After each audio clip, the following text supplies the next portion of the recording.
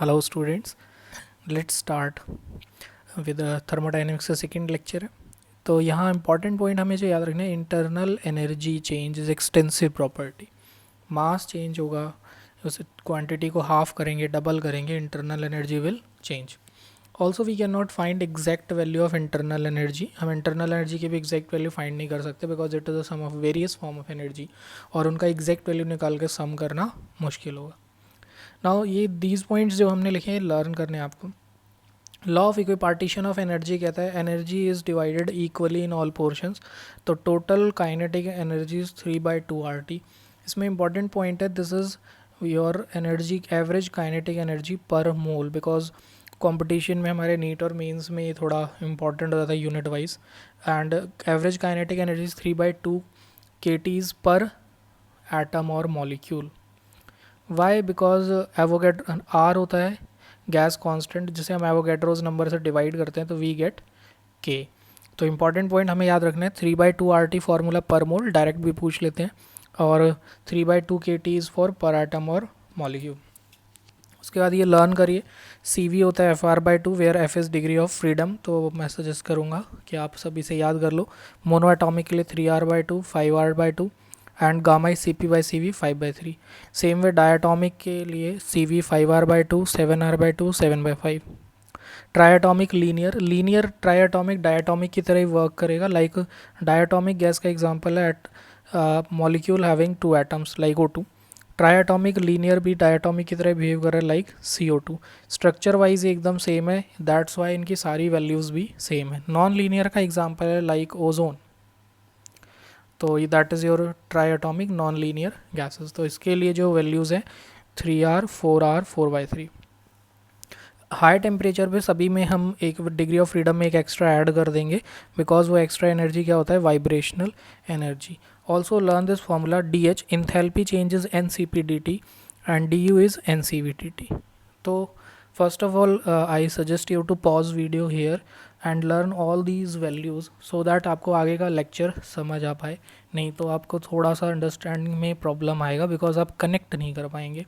So I am again suggesting and advising you to stop video here and learn these value. Now let's move on to do all questions collectively. अब हम सारे questions को करने की कोशिश करते हैं।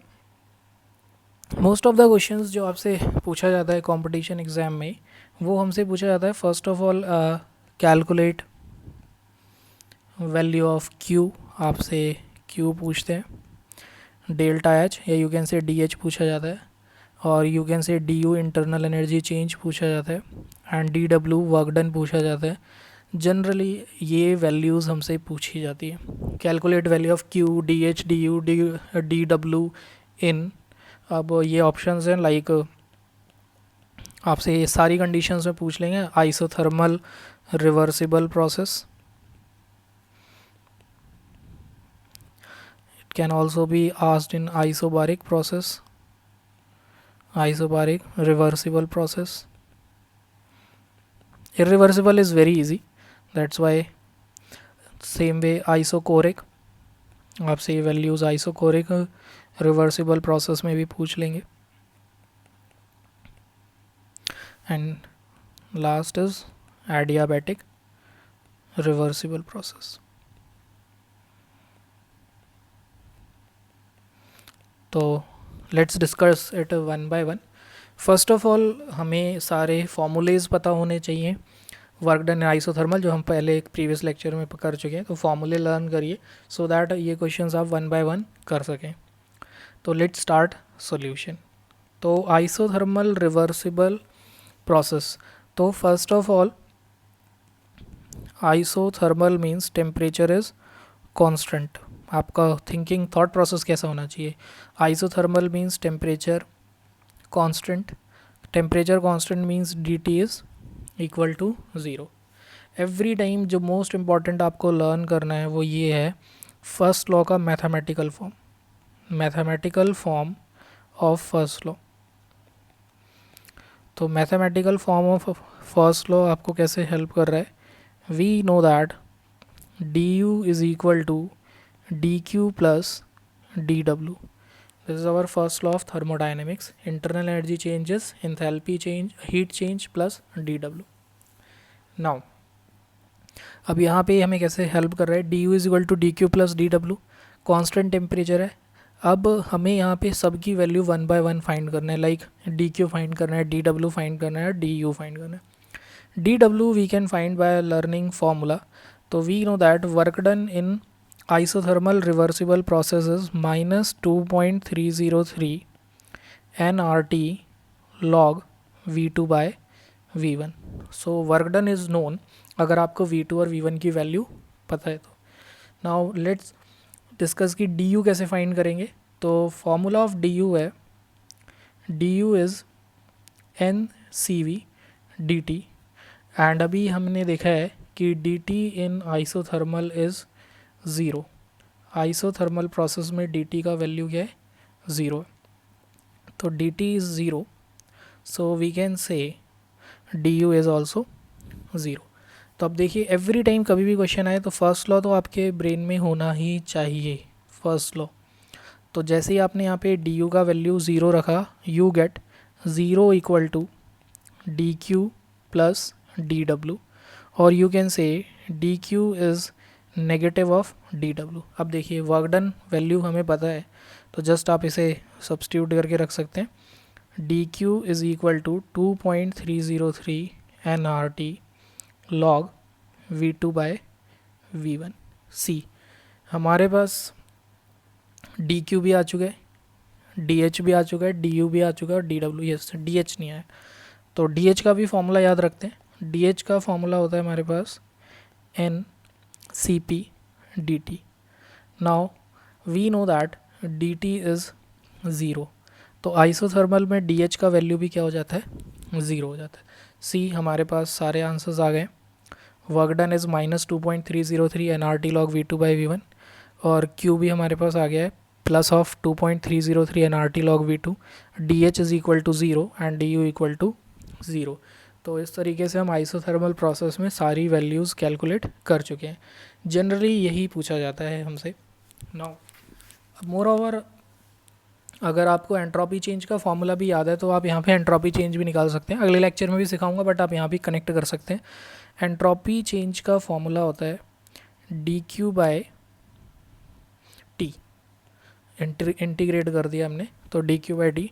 Now D Q is entropy change in isothermal 2.303 nRT log V2 by V1.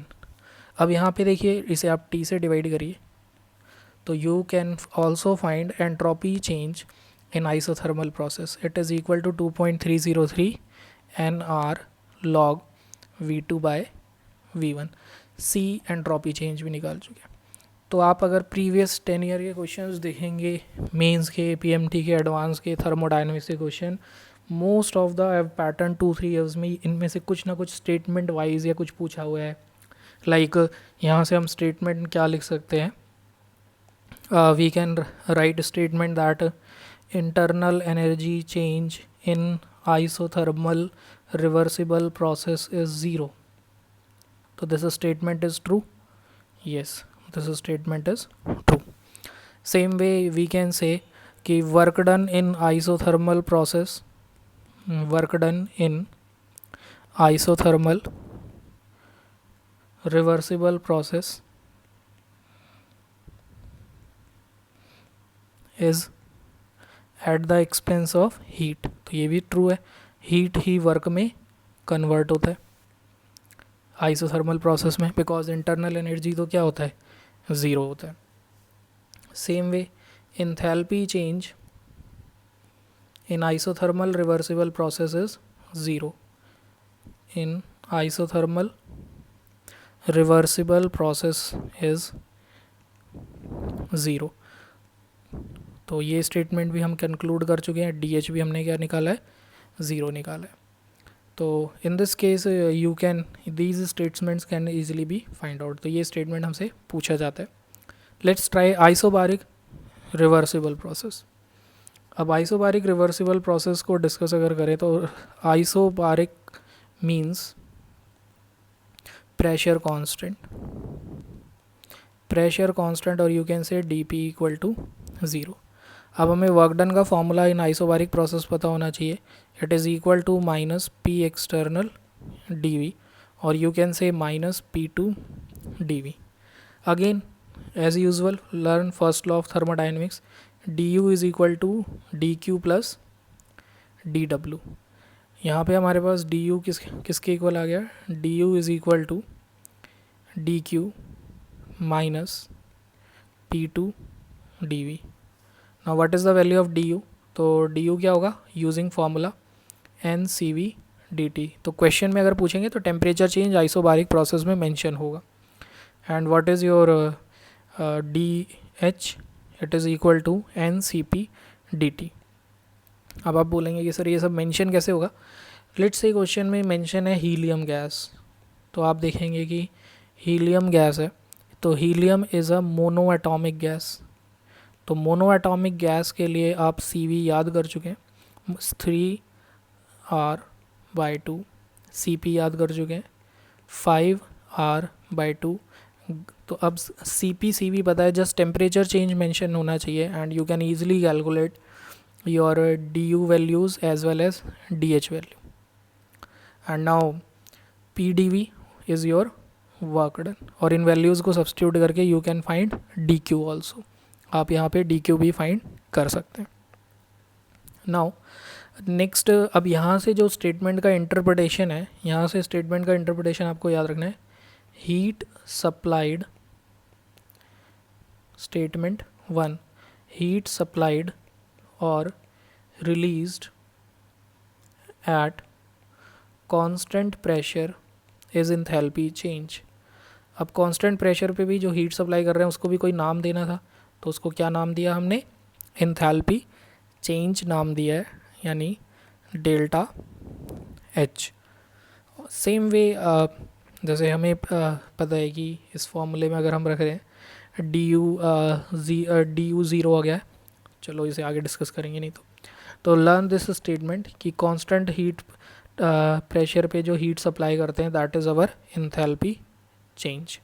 Now let's move on to next part, isochoric reversible process. अभी रिवर्सिबल आप ये देखिए, जहाँ जहाँ हम DV यूज़ कर रहे हैं वो सब रिवर्सिबल है, बिकॉज हम इरिवर्सिबल में डेल्टा यूज़ करते हैं and DV is a continuous function. Mathematics में क्लियर होता है, डिफरेंशिएशन इंटीग्रेशन कॉन्टीन्यूस फंक्शंस के लिए डिफाइन होते हैं and continuous process reversible process ही होता है. Now move on to isochoric process. तो isochoric process, now isochoric process में वॉल्यूम कांस्टेंट है. Volume constant means DV is equal to 0. अब वर्क डन का फॉर्मूला हम चेक करते हैं ऊपर से, ये रहा हमारे पास वर्क डन का फॉर्मूला. तो from this formula we get work done is 0. अब फर्स्ट लॉ ऑफ थर्मोडाइनमिक्स में हम वैल्यूज़ रखते हैं, DU is equal to DQ plus W. तो we can say DU equal to DQ plus DW and DW is 0. तो यही मैं ऊपर लिखना चाह रहा था, यहाँ पे हम लिख रहे हैं इसको DU is equal to DQ, और यहाँ पे जो DQ है वो हीट सप्लाई है एट कांस्टेंट वॉल्यूम. यहाँ पे जो DQ था ऊपर वाले इक्वेशन में हीट सप्लाई था एट कांस्टेंट प्रेशर. तो वी कैन से यहाँ पे हम कह सकते हैं heat supplied at constant pressure is equal to internal energy change. This point is very important, ये पॉइंट भी हमारे लिए इम्पॉर्टेंट है. तो लेट्स राइट अनदर स्टेटमेंट, एक और स्टेटमेंट लिखते हैं, हीट सप्लाइड और released at constant volume is equal to internal energy change, is equal to internal energy change. तो ये क्वेश्चंस आपसे कंपटीशन में इनडायरेक्टली भी पूछा जाता है. तो so I suggest you to learn these 2 points. QV is equal to delta U means question में अगर आपको मेंशन है heat supplied at constant volume means indirectly internal energy given है. सेम वे क्वेश्चन में अगर मेंशन है कि QP is equal to delta H heat supplied at constant pressure means आपको इनडायरेक्टली मेंशन है enthalpy change. Delta H values mention हो गया and internal energy change mention हो गया. That is your isochoric process. Next हम move करते हैं adiabatic process पे। Adiabatic process, D option. Adiabatic process में हीट कांस्टेंट होता है, मतलब सिस्टम और सराउंडिंग के बीच में हीट ट्रांसफ़र नहीं होता। D Q equal to 0। Again first of all हम first law of thermodynamics use करते हैं। तो फर्स्ट लॉ ऑफ थर्मोडाइनमिक्स से हमें मिलता है D U is equal to D Q plus D W. Now adiabatic process में डी क्यू क्या हो गया, 0। तो we can say D U is equal to D W. यहाँ से एक स्टेटमेंट इंपॉर्टेंट आता है, याद रखिए, क्योंकि थर्मोडाइनमिक्स में क्या है, ये स्टेटमेंट ही बहुत पूछते हैं। तो यू कैन से इन adiabatic process either statement can be written as internal energy is converted into internal energy is converted into work, or you can say work is done at the expense of internal energy। तो हमारे पास D U अगर find करना है इस यहाँ पे, तो डी यू कैन ऑल्सो भी find out by this way, N C V D T, ये फॉर्मूला पे याद कर चुके हैं। तो यू कैन से हमें वर्क डन निकालना भी आता है। तो वर्क डन और इंटरनल एनर्जी चेंज का फॉर्मूला हमारे पास सेम है, या यू कैन से कि जो वर्क डन का फॉर्मूला है वही इंटरनल एनर्जी का फॉर्मूला है। Means we can also write it as D W is equal to D U is equal to minus P external D V, और you can say D W is equal to D U is equal to minus, क्योंकि external pressure क्या होता है वो confusion होता है, तो मैं सजेस्ट करता हूँ कि P2 मान लो आप सीधे, तो numerical would be easy, numerical easy हो जाएगा। तो minus P2 dV reversible process है। Now D W D U आ गया हमारे पास, और डी क्यू आ गया, और क्या कैलकुलेट करना था हमें क्वेश्चन में, डी एच। तो we can easily calculate D H also. D H के लिए हम क्या फॉर्मूला यूज़ करेंगे, N C P D T. तो क्वेश्चन में अगर गैस का बस नाम बता देंगे तो सी वी और सी वी पता है, and with the help of temperature change आप वैल्यूज़ कैलकुलेट कर लोगे। Now entropy change in reversible adiabatic process D Q by T, और एडियाबैटिक प्रोसेस में डी क्यू क्या होता है, 0। तो ये क्या हो गया, 0। तो entropy change in adiabatic reversible process is 0। मैं एडवाइज़ करूँगा कि आप ये सारी प्रैक्टिस लिख लिख के 5 बार करिए जब तक आप चीज़ों को समझ ना लें, बिकॉज पढ़ के लगेगा समझ आ रहा है बट एग्ज़ाम में कन्फ्यूज़न क्रिएट हो जाता है। तो try to understand this concept very well.